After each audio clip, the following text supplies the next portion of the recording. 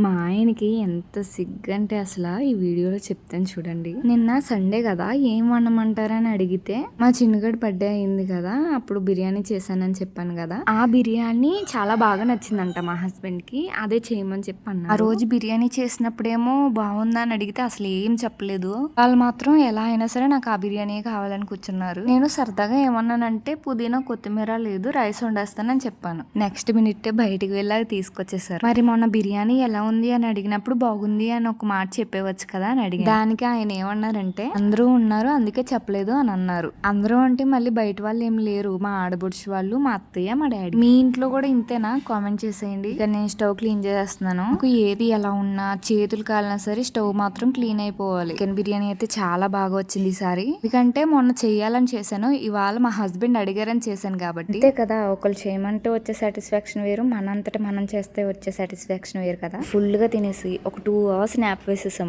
Evening పిల్లలు కూడా లేచిన తర్వాత మా చిన్నగాడితో హోంవర్క్స్ రాయించేసాను, బై హార్ట్ కూడా చేపించాను. ఇవాళకి ఇంతే, బాయ్. Please do subscribe.